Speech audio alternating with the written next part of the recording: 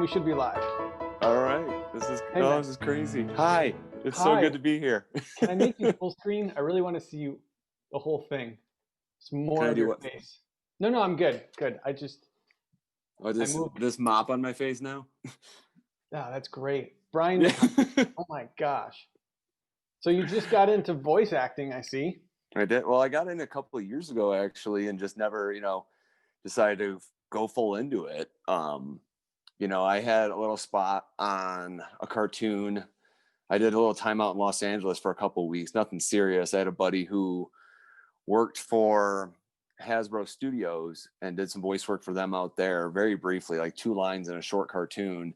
And I was like, oh, this is amazing. And then had a couple other people over the years tell me, why don't you do radio? Why don't you do anything else? And I'm saying, okay, I get it, but it never really pushed me. Even after the Deja days, it was like, no, I'm a singer. That's all I do. I'm a singer. But then it kind of started dawning on me that's like, maybe I could start doing this. Mm. And during lockdown, the initial one at the end of March, I decided that I was like, you know what, I'm going to really start looking into this so I could start working from home, because, for the last 10, 12 years, I've just been stuck in, the restaurant circuit, and nobody wants to really do that unless they have their own shop. And I was just eventually just getting so tired of it and dealing with people. And then COVID kind of really solidified that if I'm going to do something for people, I'm going to do it for the purpose I was meant to be here for, which is entertaining them or providing the tools to entertain them, which is luckily my voice. So I had built a little at-home studio. I had gotten all the correct gear. I got the AT2020 microphone, condenser mic. I had gotten a pair of Sennheiser HD 280 Pro headphones. I had bought a little Scarlett 2-channel USB mixer or audio interface. And that's, pretty much all I need. There's a couple more pieces of gear that I'd love to have. But, in these trying times, I just said, I'm going to hold off and wait till I make money with this so I can properly invest it back into the business, which luckily for me has only been about $2,000 thus far. So about 2.5 months ago, working at the restaurant I was currently running, I had a work accident where I actually broke my leg and my ankle. Had a huge railing fall on me and snapped both the fib and tib and the interior of my left ankle, and immediately was into surgery. And now I carry a rod, a plate, and 16 screws in my left leg. And so I decided right then and there that was the universe's way of telling me, like, listen, you're not getting out of this soon enough. You need to get out of here and pursue something that you want to do. And I said, you're right. And so after the, first 5-6 weeks of just being couch bound, and now I'm finally up and moving around, got rid of the crutches. I've got a cool cane now. It's really fun. I decided I'm really going to start pursuing this. So I've literally spent the last couple of weeks just trying to put all the pieces together and get familiar with recording software, which I'm just using GarageBand because it's, pretty standard and it's so user-friendly. It's amazing. But yeah, so I just really started to nip it in the butt now. And I got off social media a couple months ago, just getting tired of all the political drama, all the COVID drama, seeing people's kids all the time. It was like, let's try and get back on it just specifically for business purposes. And like the timing of you hitting me up for doing this couldn't have been even better, which it makes me so happy because I haven't seen you in so long. And it's like, there's my Chris. Oh my God. Yeah. And then even I watched the podcast you did with Mike Maines, and it blew me away. It blew me away, and everything you guys talked about, and it brought back so many good memories and just all the trials and tribulations where we all got our start, and now where we all are at now. It's amazing. So thank you for having me on here. Right. No, the timing is perfect. I mean, we did the thing with Mike Maines, and that was just out of, I'd been like spitballing that idea for the past couple of months, being like, oh, wouldn't that be cool? Hey, Joe Rogan can do it. I can have a conversation. That's exactly it. That is exactly it. And I'll be honest, man, like with Mike, I mean, he's just gone so far, and it seems like a long amount of time, but it's really not that long of a time. And I'm so proud of him. I'm impressed. I'm proud. And it's like, yeah, I used to play music with that guy. he's the, like, you guys are the reason, like, I felt like became or wanted to become a full-on musician. And just the sounds that he's making now, everything he's doing, getting signed to tooth and nail, it's incredible. And I could not be prouder of him. I couldn't be prouder of you for doing what you're doing out in Chicago now. And it's a wonderful place. I haven't been there in years. Need to get back. So I'll come visit whenever the plague ends. And then we'll just go forward from there and go hang out in Chi-Town for a day or two, because that would be fantastic by my standards. Same. I don't even know where you live, to be honest. Where are you now? I am in the beautiful sunshiny state of Colorado now. Colorado. Sunshine State is California. No, it's sunshiny out here. I believe we're not the Sunshine State. It's this state has. Oh, no, is that Florida? Florida might get the sunshine. I think you're right. Yeah, because we're the Golden State, or I don't remember. Shoot. It's Golden State has to be Florida. No. California. And then the Sunshine State is Florida. I'm almost positive that. I mean, Colorado. What's Colorado? I came out here on a complete whim. I had been, working at this restaurant in Michigan State, and I was just tired of it. It's the same day in, day out. I had finally went back to school. I had graduated, or was about to, and one of my younger employees, he kept leaving every summer and said, "Hey, I go out to this really tiny mountain town in the summertime, and I know it's another restaurant gig, but would you want to get out of Dodge for a summer and see if you like it or not?" And I was like, you know what?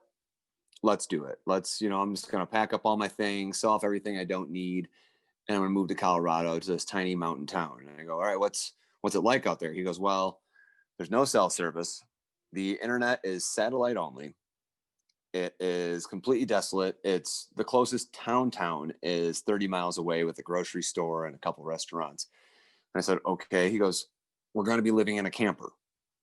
I said, okay. I've been used to that life before in my past years when I was about his age. And he was like, well, if you're down. I said, well, I am. So we left on May 22nd, arrived May 23rd, got in. It was just like kind of nasty weather. And I could see some mountains driving through the highway I-70 from Denver down to the area I'm at now, which is about 3.5 hours away. And woke up the next morning to this beautiful, like serene, just picturesque landscape that I couldn't believe was in front of my eyes. I had never seen anything like it. I had never seen the mountains like that. I believe years ago we drove through Tennessee and got to experience a little bit of the mountains, but it was, a snidbit, and we didn't stop at all. We just kept pushing through. This immersed me into the entirety of mountain living. And for the first time in my life, besides honestly when we were playing music and touring, this was the first time I had felt I was meant to be where I was. And I completely immersed myself into the culture of everything out here. I got seriously into hiking and dealing with the guests and the locals in this town, because the official population is like 140 people. Like, it is tiny. And being cut off from the rest of the world, no cell service, basically your phone becomes a good camera at that point, is all it is. And when you go into town, you'd go into check your text messages and voicemails that have like 50 text messages, 30 voicemails. And it was like, oh, this is taxing. I don't want to deal with this. I just want to go, live in the mountains and be away from everyone and everything. This is incredible. Like that's all I can say is it's absolutely incredible. And so I lived out in that town for 3 years, bouncing from cabin to cabin up there, and, changing out through the season. Summertime, I'd live in the camper. Wintertime, I'd live in a cabin with somebody. And it was probably one of the coolest experiences of my life. And, it's like, what are you doing on your days off from your normal day job? Well, I'm going to go out and I'm going to go hike that mountain. Really? Yeah, I'm prepared for it. We're getting up at 5:30 a.m. We're going to hit the trailhead by 6:15 and hopefully summit by noon and get back down by 4 o'clock. And being out here has just taught me so many amazing life experiences, and it's gotten me away from a lot of past trauma. And it taught me, so much. It was a very humbling experience. You don't know what it's like until you get on top of a mountain and you see the world and you realize how small you really are. and the thing, all that hard work you do getting up that mountain, carrying a 20-pound pack and bringing the right gear with you, because sometimes weather, it changes on a dime. And it was one of the most wonderful experiences, I think, just moving out to Colorado. Now I've been out here for 6 years. Had talks about moving back to the Michigan area, but I mean, if I do, it'd be northern Michigan, the Traverse City area. But it's just, it's tough. It's tough to leave when the view right outside my window right now is just this gorgeous mountain. It's really tough to leave it. And if you can do this voice acting, then that just keeps you there that much longer, potentially. Well, I mean, the best part about doing this voice acting is I built an at-home studio. I designed it off a site that I found via Google, and they're gorgeous boards. I can't remember the name of the site up my top of my head, but they had these gorgeous fold-up boards with soundproofing padding on the inside. And I looked at them, and they're like, it's about $400 a pop for just one panel of the board. I needed 4 of them. So I was like, do I want to spend $1,600, or do I want to look at the specs, build this myself, and save, $1,300? And so I did that. Got a little materials for it. Fun too, I'm sure. Oh, it's incredible. I mean, I'm sure you know as well right now. I mean, you're probably working mainly online right now with all your students, correct? Half and half. Yeah. Half and half. Okay. But still, like, getting into the recording game of things, it's an amazing experience. And I haven't been involved with music so much over the last couple of years. I still play my guitar every day, and I still sing a lot, but not like I used to. I was actually sharing some of the memories of some of my favorite memories when I first joined Deja. And I was thinking about those times we would be in the dorm, the common area, and you'd be playing piano, and I would just be singing along to it, whatever it was, just making up lyrics on the spot. And those were some of my favorite times, because we just sat there and let the beauty of music just kind of come from us internally and externally, and people would stop and like stare at us going, whoa, that's actually really good. And we're like, well, we're trying. We're really trying. Hope you enjoy. We're in a common room of a dorm. Yeah, exactly. That's exactly it. So now doing all this recording again is just bringing back those memories, and, doing 50 takes of one single line going, I just can't nail it. I just can't nail it. Or as I've got the line or I breathe in the middle of it, and so I have to start from scratch again. And it's an awesome experience, because it's getting me back. It's getting my heart back into the passion of music and recording arts. And it's fantastic, to say the least. And maybe plus creation on its own. That's the creativity behind all of it too, because, you're building stuff. You built the sound panels. That's creative. Building the sound panels, coming up with these voices. On my initial voice reel, I recorded the first voice reel I did that I didn't release was very deep. It got into, remember the times when things were simpler, things were just a little bit, and I changed voice and something a little bit along the lines of a simpler life, and like a nice warm or cold glass of sarsaparilla. And I just went from voice to voice, and I did it all in one take, which was really cool. But to do a true voice reel, you want to be able to reel clients in and tell them, like, hey, here's what I can do. Okay. And that's why I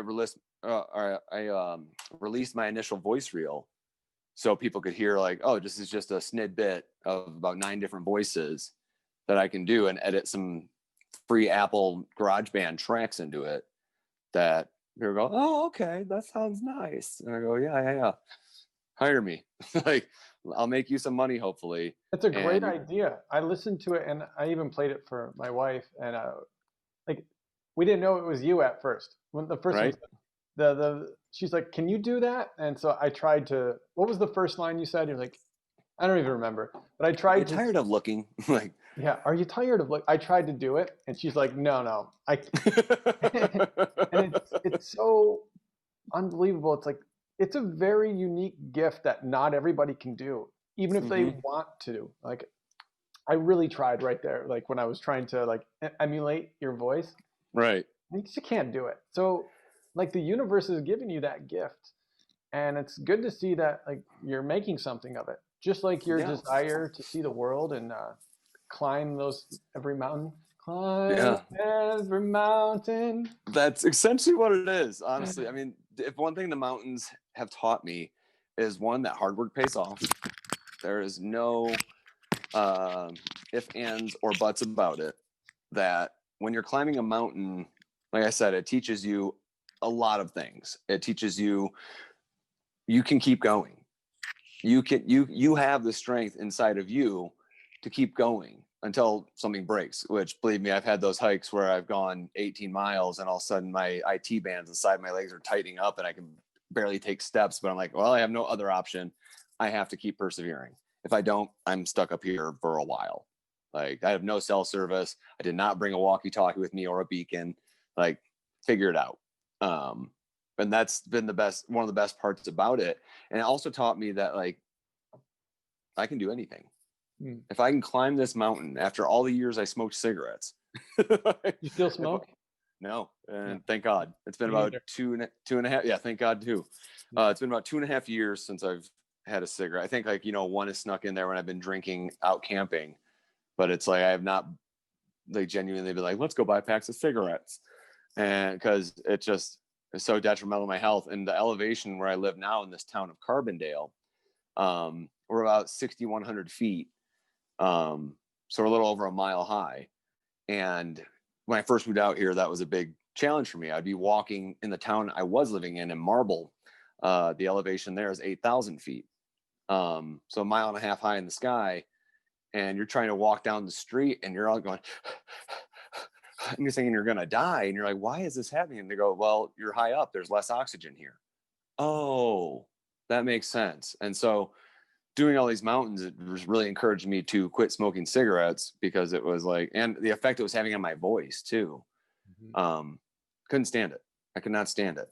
It was like, no, I can't, I don't sing like I used to. My falsetto was crap. And then after 2 years of it, my falsetto has finally gotten back to that point where it's like, oh my God, I can do this again.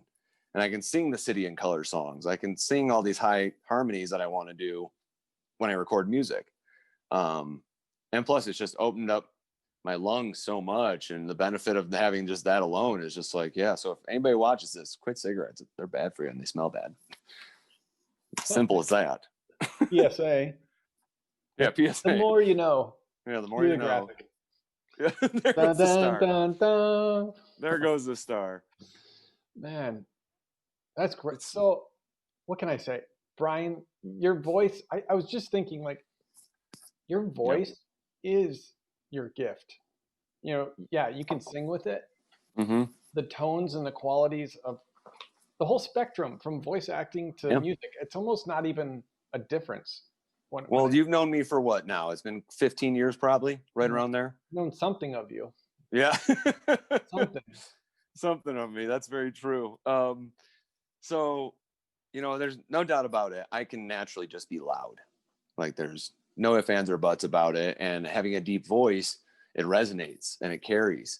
That actually got me to go back to doing stage acting. So there's a little local theater out here called Thunder River Theater. And I had told people, like, yeah, I've done acting before, small films, some stage plays, commercials, nothing serious. Being on stage as an artist and performer, like, you're acting when you're up there, putting on a show for everybody else. And they're like, okay, well, you should audition for a show. All right, fine. So I auditioned for a show. Dead Man's Cell Phone was the name of the show. And I nailed the audition. And I got the role of the dead man himself and had to do this 15-minute monologue, which is a lot. It's about 10 pages of memorization. And it started me getting back to the acting side of things. And with that, the biggest advice I hear about voice acting, transitioning to that, is like, it's 10% the script, 90% acting. And I'm going, okay, I can do this. Because if I can act on stage in front of a crowd of 100 people and do 12 shows of that, if I can perform in front of a crowd of 500 people, I can do voice acting when I'm solo by myself in my little booth, and hopping back from there to the computer, and I can do takes. That's the best part about it, It just reminds me of recording my voice when I was singing all the time. And luckily now I'm able to do that quite literally from home. That's pretty awesome. Yeah. I love the way the future has kind of unfolded. I mean, you're lucky enough to do that, and smart enough. I feel like acting and like putting yourself in that mindset of whatever you're trying to represent takes a Exactly. lot of I don't know, empathy or ability to understand other people's perspective. Yep. And it's taken me a number of years to get that. For, a long time when we were playing music together, it was all from my perspective, you know what I mean? And that, it's not, I don't want to say it's a selfish mentality, because it's not, because it's like you're trying to convey how situations affected you to get and have those people that are listening to the music and reading your lyrics feel that empathy in whatever situation it relates to them. Now with acting, you're showing somebody else's words and portraying it and getting the empathy of everybody around you, but also conveying this person's word and being empathetic to their words and still trying to perform it as your own. You know what I mean? Like, there's tons of different actors who will do this play, but hopefully you'll never do it the exact same as the other actor. Like, one of your biggest mistakes in acting when you're doing stage acting is to watch a video of somebody else doing the same show you're doing. It's like you immediately put yourself in that mindset, like, I need to look like and act like that. No. Just take it as your own, get notes from the director and roll with it. Because people want to see that true form come out, of that character, the way you portray it. So getting that true form and that authentic performance feels like there's like 1% something special in there. You can't fake it. You can't. You can't think it. You have to just. It's got to be in. It's got to be in you. Yeah, it does. It has to be in you, and you have to have some knowledge of it. And you get a lot of method actors, like Al Pacino, for instance. He's one of those method actors. He'll stay up for when he was doing Scarface, stayed up for days on end, so he could feel like a overworked Colombian or a Cuban cokehead. And it was like, yeah, that's one way to do it. Or it's just you truly study your role. There's a lot of books you can read. For that character in particular, he dies mysteriously in a cafe, and a woman finds him and starts contacting his family, trying to figure out what he did for a living. And the play that you were in? Dead Man's Cell Phone. And then you find out during the monologue that he is a black market organs dealer. And he convinces, yeah, it was intense to play. And it's like kind of this dark comedy theme. So he explains it, but you have to act like that salesman. You have to act like that completely arrogant, like, this is what I did. Does the Fraternal Order of the Police kind of help you there? Yep, exactly. Oh God, I forgot about that place. I'll tell you a funny story about that place sometime. Why they are not around anymore, especially at that branch. Yeah. Has the statute of limitations been reached? Maybe. We'll call it that. Apparently, whoever the officer, I'll say that, and the guys running it, whoever they were, apparently it was an unspoken heroin ring. Lansing. They got raided by like the FBI. I mean, you were killing it there. You were Brian McIsaac, Michigan State Fraternal Order Police. This call may be recorded for your protection. Like, that's, oh God, it brings back some hilariously horrible memories, because I never will ever do telemarketing again. I can sound like it all day long, isn't that funny? Like, that's voice acting, and it's like rudimentary. That's totally. Kind of where it started. Yep. And it's years ago. My dad always told me, you need to get into radio. You need to get into some sort of voice thing. Said that? My pop said that when I was in my teenage years. He knew? He knew that I had this great voice, and I was very thankful for him noticing. But I was a rebellious teenager. I'm like, I'm not doing what my dad tells me. That's out of my league. And then all of a sudden, years later, I'm getting people all over the place going, "You've got a great voice. You've got a great voice, and the way you deliver everything, it sounds like you know what you're talking about." And I go, "Well, I did telemarketing years ago." I go, "Really?" I go, "Yep, I sure did. I was a top salesman in the U.S. for a telemarketing company." But maybe the telemarketing wasn't why you were good with your voice. Maybe you've always been great, and it's just been in you. I feel that it's not always been great. It's just, I found out a couple years ago, the McIsaac last name roughly translates to Clan of Laughter, which is like very appropriate for me, because you know me, I'm a very silly person. You're funny. Well, it's funny you say that. Years after Deja had ended and I was doing some small stage acting, commercials, and small films, I decided to give stand-up comedy a little go.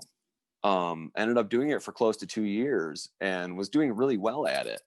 The main club I was working at decided to shut down. And so I said, all right, well, I'll put this on hold for a while until I come up with some better material. And then I moved to Colorado. And ever since then, at the distillery I ran for a couple of years, we used to host a comedy night there. And occasionally I would get up on the mic and I would either sing funny songs I had written. I did the classic Winona Ride You for people. Still a hit. Still a hit.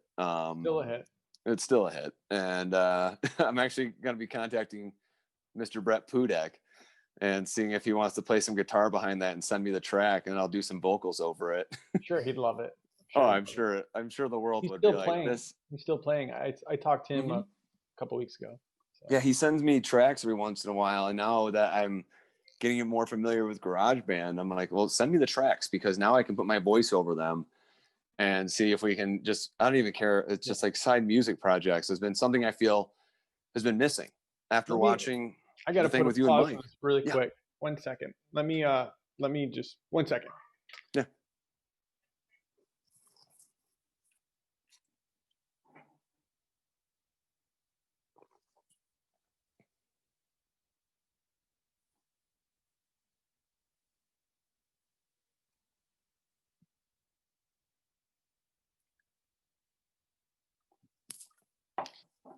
Okay, sorry about that.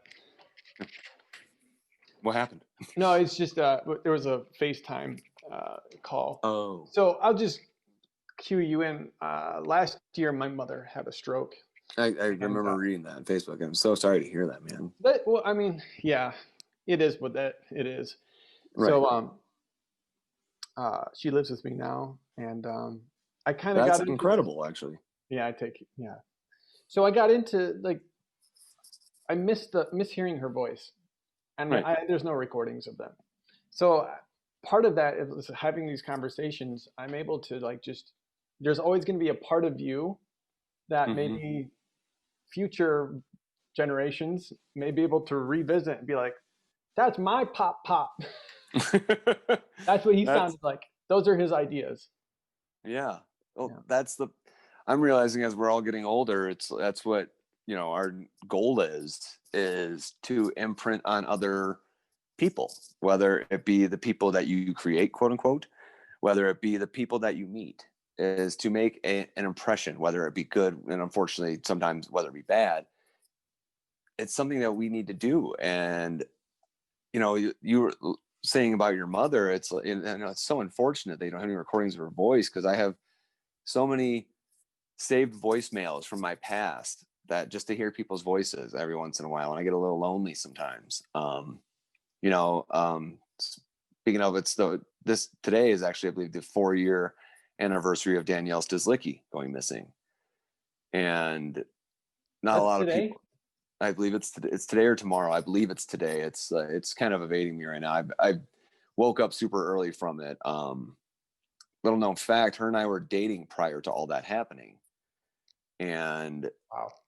We had split off very shortly before her disappearance, and I was here in Colorado, and I got the call from her mom, and it floored me. It absolutely floored me, and I was pretty devastated about it. And the fact that it's still, they've got the suspect in custody, and he still won't say where they found her, this, that, and the other. That moment makes you truly appreciate what people had to offer and what they still continue to offer, even when they're not here, or when they can't offer those things that they could when they were around in their full form. And so, I mean, if anybody watches this, find Danny. Simple as that. Just it needs to happen for closure for a lot of people. And so what I'm trying to say here, I guess, is, in the situation of your mother, in the situation of Danny, it's like you want to have those recordings and impressions, so that way later on in the future, people will be like, that person was absolutely amazing. Or you hope they say that anyways, And I'm trying. Exactly.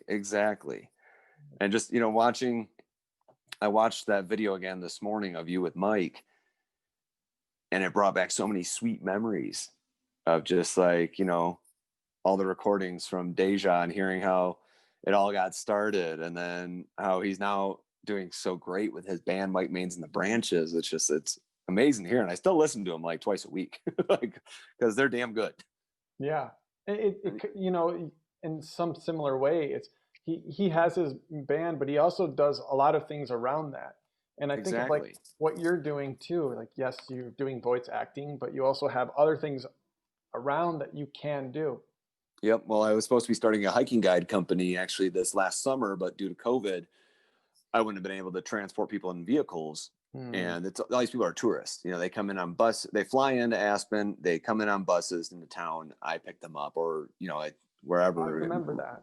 I Yeah, remember and I you was really posted. excited to get this thing going. It's been 2 years in the making, and I was, because hiking became one of my true passions. It's just, the exercise, the physical fitness part of it is incredible. The endurance It's part of it. cooler than going to the gym. Let's face it. Well, yeah, don't get me wrong. People who go to gyms, good for you. That's how you stay in shape. Proud of you. But it's like I have at home, I've got a pull-up bar. I do push-ups. I have two 40-pound weights, two 30-pound weights, and resistant bands. That's all you need. It's like you can do all these works from home, and it's kind of a militant workout, Mhm. but it's what you have to do in order to save money, because that's all I'm trying to do out here, because the living cost is expensive as hell. I think it's actually more than Chicago, which is crazy. That is crazy. Oh, it's insane. The average house just in our little tiny town here is right around $500,000. Yeah, it's pretty crazy. So it's an interesting place to live. But in order to enjoy these views, to see the things I get to see, I'm realizing more and more each day, like, you gotta pay to play. Simple as that. And then when you're hiking these mountains, it teaches you a lot more drive. I mean, the state of Colorado itself is tied for fitness between us and California. So Wow. I've got some buddies out here who are literally like Olympic class athletes. Like, they try out for Olympic decathlon and stuff. And I'm like, and we're just hiking a mountain. They're like, yeah, we're going to run down it. I'm going, what? I don't want to do that. I just came up here to get pictures. That's amazing. Yeah, I didn't know that, like, that was your whole life there. You've it's come so completely different. far. You've come so far, and I'm. Do you ever feel like what took so long for you to realize, like, you're starting to do all the things that you really love and are passionate for? So, like, what took so long? I've asked myself that question every day since my injury, which was September 18th. It's when I had my leg broken. Dealing with the surgery, dealing with everything else, because I had a lot of time to think. When you're literally, you're couch bound. You can barely walk. You have to sit sideways on a toilet to go to the bathroom. You have to sit on a stool to shower. So it's like, oh my God, what took me so long to get to this point of, like, I'm sick of it. And I think people naturally want to get complacent. They want to feel comfortable and secure in a spot they're in. As long as the bills are paid, they're happy. And unfortunately, I got caught in that same rut. And it took me a long time to get out of it. I mean, I realized moving to Colorado that back in Michigan, I suffered from severe depression. It was just angry all the time. I hated everybody. I hated everything. And even my friends were just like, you're so crotchety. And it's like, yeah, I am. And I couldn't stand it. Here, have a Snickers. Pretty much. But even then, it was like, it's only the fun size one. And so, like, I'd always find some way to somehow to look at the negative of it. And when I moved out here to Colorado, it completely 180 me to be positive. And it took me a couple months to get out of that. I call it the Michigan mentality, where it's like 85% of people out here are happy. They're in shape. They're outside. They're going. The other 15%, I say, live in Denver and they like the city life. Then in Michigan, it's kind of the opposite. I feel like 15 to 20% are outside. They're happy. They're getting to see all the sights and sound. The other 80% are like, let's go to Applebee's and get the 2-for-1 special instead of trying the little mom and pop restaurant that's a little more expensive, but it's way better. Yeah, And so, but you've changed so much. Like, like I think you filtered out the people in your life too, it seems like. I have dealt with the demons of my past, quote unquote, that caused me to be so angry and depressed. And, it's that vicious cycle it always does. You dealt with it or are continuing to deal with it? I continue to deal with it, but like I finally faced it head on, and it was just completely life changing moving out here. Cause, little known fact, I mean, everybody dabbles in different things. What truly helped me start to understand the mental capacity of it and expand my mind about it was using psilocybin and What is that? mushrooms. I remember I had quit taking any sort of hallucinogenic years before I moved out here. Bad experiences and dealing with people that I dated that had addiction problems, and I was just totally against it. Moved out here to Colorado, and one of my buddies said, you know what, just try a cap, and we're going to go lay by the river. Tonight is the fall solstice. There's the most stars out, and you've never seen stars like this. Not no moon, and there's no city lights around for 30 miles. Okay, let's screw it. I've got nothing else to do. Tried it out, and that first night, it started expanding my mind and making me see things just from a completely different perspective of where I was at now, which was this beautiful tiny town in Colorado, what I had been doing with my life, and how I needed to change it, and the steps I needed to take those changes. And yeah, I've known it's going to take a while to change. Nobody just changes overnight. You need a couple of years to get that way. So what would be your advice to like a 16-year-old Brian McIsaac who's maybe dealing with some of the same issues? Like I see a lot of people dealing with depression, and a lot of people who lack of purpose, lack of drive.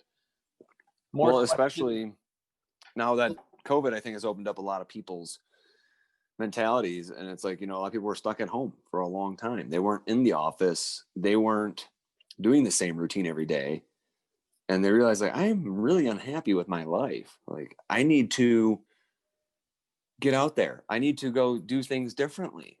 And I've seen a ton of my friends personally do the same things. I've got some other buddies that were stuck in the restaurant industry for years, and they got out of it during COVID because it's like, this is a very uncertain job. When I do go back, I have to deal with people, and a lot of these people act like nothing has happened. Something has. Simple as that. I don't care what anybody says, or what your belief is on it. Something different has happened and has changed a lot of people's minds. So my biggest advice to young people would be keep an open mind. Always hear the other side of the story and really analyze it. Don't just say, I'm going to believe this one point. That's it. Understand there are two sides to every spectrum.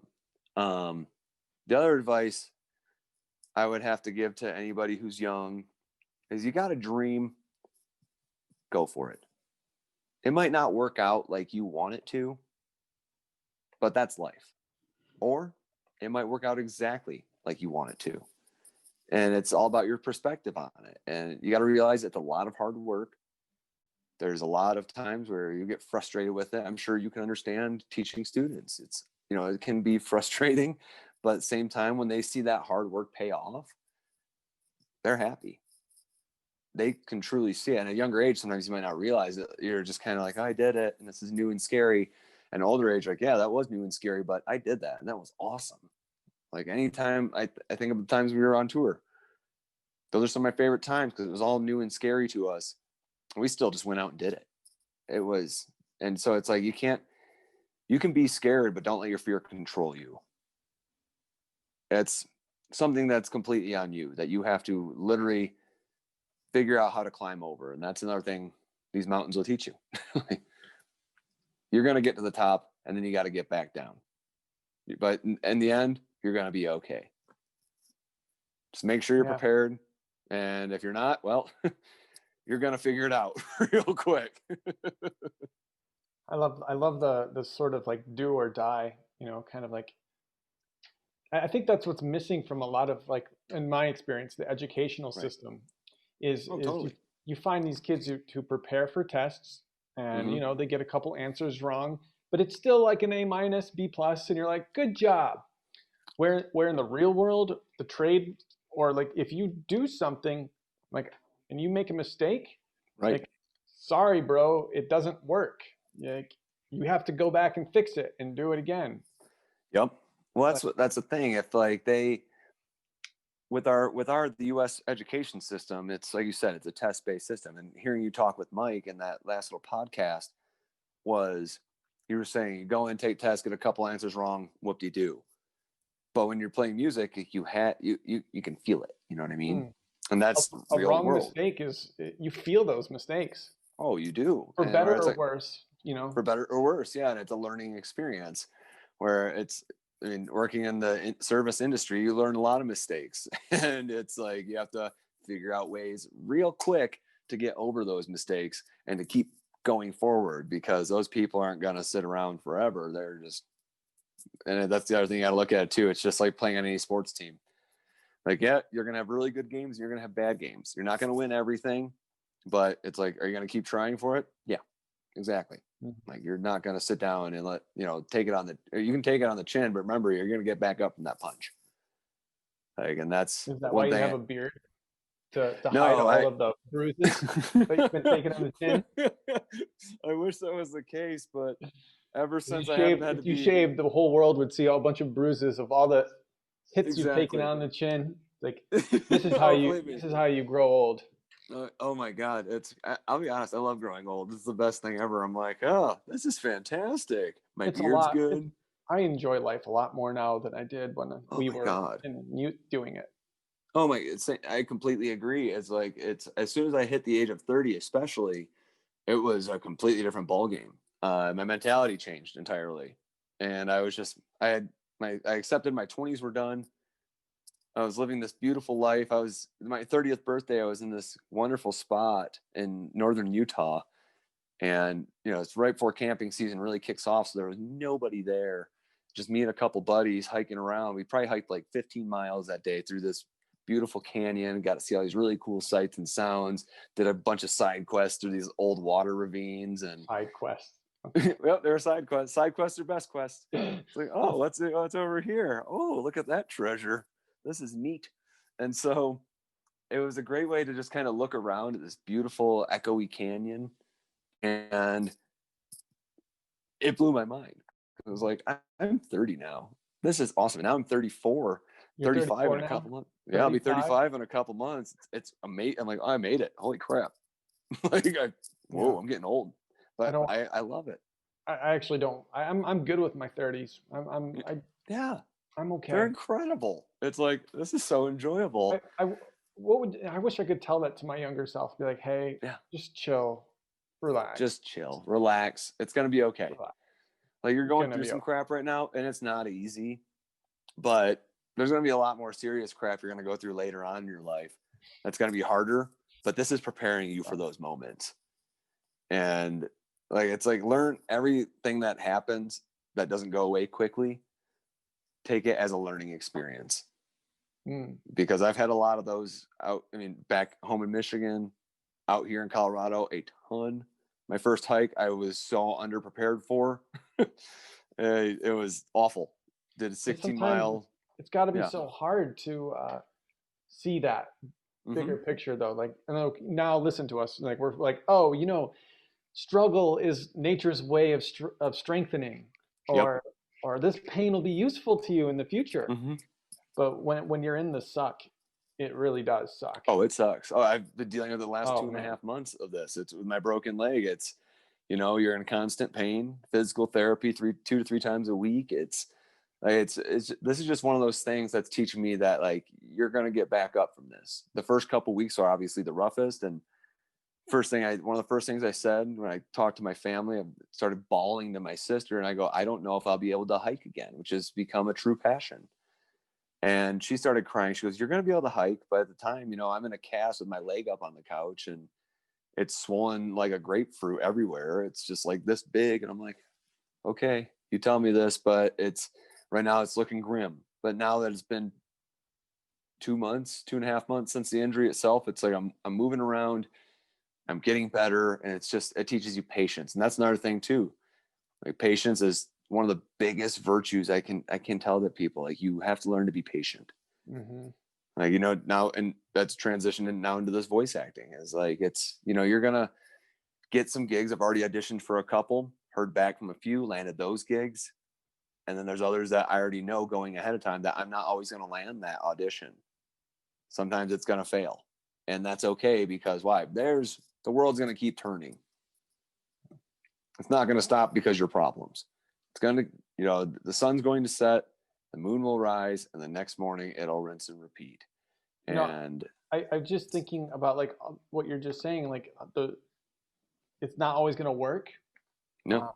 But I had one more thought. It's even if I think if you show this video to people, they'll see what a great person you are. And I find that, well, same with you for doing this, man. I mean, like, gosh, I look back at all the goofy stuff we used to do, and I'm like, God, Chris was so amazing, and he still is. And just your talent alone, just on that piano. For sure, definitely. For sure. I totally agree. Totally You're so agree. humble. Oh, wow. I am, really. But I was, or actually Monday, Monday I was talking with Mike, and it was like, there's like 100 thousands of great songwriters. There's like, how many great actors and hiking guides are there? There's hundreds and hundreds, thousands. Yeah. And I think what separates you, Mike, myself from all of the teachers and everything is just who we are as people, just people we enjoy being around. And that's exactly it. And my girlfriend had a revelation, right when we first started dating. We went to our local grocery store, and I probably had about 15 people approach me while we were walking through, while I'm just grabbing stuff to cook for dinner on one of like our first dinner dates. And she's blown away. She's like, people just gravitate to you. I go, yeah, it's been kind of a thing I've noticed over the years. I was like, and I think it's because I'm just naturally an entertaining person. And I also think that being said, it's also sort of a defense mechanism for a little social anxiety. That's my way to cope with it, is by just being the funny guy and always leaving. Talk to me about self-awareness, please. Right? This is the thing. It's being very people always like, you're so social. I'm like, yeah, it's a defense mechanism for being very social, having social anxiety. Like, it's, talking to you is like just talking to an old friend. It's comfortable ground. I can do this no problem. But when I'm in front of a crowd of people, just doubt creeps in. Oh, it lingers in the back of my mind, but in the forefront of my mind, it's like, just keep going forward like this and march along to the music. Keep swimming. It's a lot of just keep swimming. And it's the thing though with you is like you and Mike both too have this gift of people naturally like being not like physically, but just like attracted to. Excuse me. No, you're handsome as the day is. God, thank you. We've known that for a long time. And so, but like, it's one of those things where people just have that weird natural like energy connection to like yourself, Mike, myself, Brett, Carl. And I don't know, I haven't seen or talked to Bailey in probably 10 years. So I don't even know where he's at or what he's doing. Last time I knew, he was at Full Sail College in Florida, and then he became a music lawyer. It was last time, and he had a kid. That's all I've heard. Wow. Yeah, that's like, yeah. And then, Carl's still in Michigan, and I miss that guy like crazy. I miss you like crazy. I miss Brett. I miss Mike. Don't really know what Jared's doing nowadays. But there's like there's so many new people in your life that I don't know that are probably there's a lot. just as cool. Well, same with you. It's like, I mean, you're married now. Like, that blows my mind. It's like, Chris is married. Oh my God. And Mike's married. Oh my God. And I hear Mike talking about having kids, and it's like, yeah, I want some of those one day. And that didn't change till like a year and a half ago, where I'm like, yeah. Any plans for you? I mean, definitely. We're looking at, I'll say Hannah's looking at buying a home out here. We're looking at having kids. We're about to get a puppy. It's a great step to get a puppy, and he's going to be a big boy. It's a Doberman, so it's of course. Well, you live in the hills. So it's a great hiking dog, and I don't want to get a shepherd. They get a little too aggressive and territorial, and their herding instinct. And Dobermans are so obedient. They're great to train. They're very like family protective dogs, and they're great hikers. It's simple as that. They're like literally, it's like they're a missile with fur. And so it's like, oh, look at you. But we're not. The tail's getting cropped. That's it. We're leaving the ears as is, so people aren't as afraid of it. Yeah, it's like no, we still want to be friendly, and we've come with Otto is the name we've landed on. She will not let me call him Atreus. No.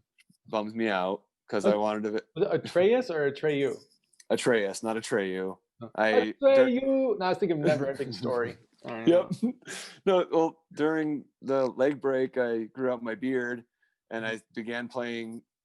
But dusted off the PlayStation 4 and began playing God of War, the newest one. Oh. And he's got his son named Atreus. And yeah, that now game looks so cool. It's amazing, man. Oh, it's amazing. The storyline is incredible. It looks so amazing. I watched the cinematics on YouTube, and I'm like, she's going. If I had extra time, I would play that game. Well, I don't have it though, because you're a busy guy these days. I mean, like you're teaching kids your beautiful piano skills, and I actually, I'll still drive back and forth from physical therapy, and I've got all the Deja music saved on my phone, and so I'll just play some of the stuff, and I just listen to every different nuance of it still, and I'm like, oh, we could have done that better. That's perfect. That could have been okay. And then I remember hearing Carl reverse the tracks years ago. I'm like, we could record an album like this, but with different lyrics. Those are all new songs. Like that's easy writing right there. Easy writing. Lazy writing, but it's easy writing. So one sec here. I had a call come in. All right, there we go. You back? Yeah, okay. I have to go grocery shopping as reality comes back to me. Well, can we keep doing these? Because I would love to do more and more of these podcasts. I'm thinking that well, I don't know if just a wrap. I don't know if you know anything about Monet. He did Monet, the French impressionist. Yeah. He painted a bunch of these haystacks. Like I think there's like 46 separate paintings, and each time he was trying to improve the way that he painted haystacks. Right. And so there's like a whole collection of these, and you can see his development over time. I figure we're going to do something like that. Right. It's like here we are, maybe a couple months later or sooner. I don't know. Just kind of like, so where are we at? What have we learned? Are we still the same? Are you planning on doing more of these with like, Carl and Brett and everybody else, or? Right now I'm doing people that have had an impact in my life, like a profound impact, and are also continuing to pursue things that they love. That's amazing. I love that idea. So like right now, I'm probably going to get to Carl and Brett a little bit later. So next on my list is my piano teachers here in Chicago. That's incredible. There are some very powerful individuals. I can imagine. It's like simple as that. That's when I knew I was going to do piano teaching. Is I met them, right. I watched them work, and I was like, I had no idea you could be that serious about tuning. Yeah, I heard that when. Oh my God. Well, you talking to Mike about it, and it's like, him seeing his dream of seeing Jeff from Thursday and be like, that's what I want to do with the rest of my life. And then you seeing your piano teacher do the same thing, going, that's what I want to do with the rest of my life. Right. I distinctly remember as a child watching Looney Tunes and hearing Mel Blanc's voice and going, I wonder if I could do voices. And then I started doing voices as I got older, and it started working out, and I'm like, maybe that's what I should do with the rest of my life. But of course, as Mike once said a long time ago, life got in the way. And now it's like, no, I'm going to put this life thing, I'm going to be like more in control of it so I can do the things that I think I'm meant to do right now. Simple as that. Like once I get off the phone call with you, I'm going right to the studio to record an ad for here's an old name, Josh Jerkovich. No, really? Yeah. Wow. He hit me up for a ministry group intro to a podcast. So that's my next task on here today. And then maybe you should do one with him. I don't even know what he's up to. That would be kind of fun. I believe he's back in Michigan. If I remember correctly, I think he's back. He might be on the East Coast.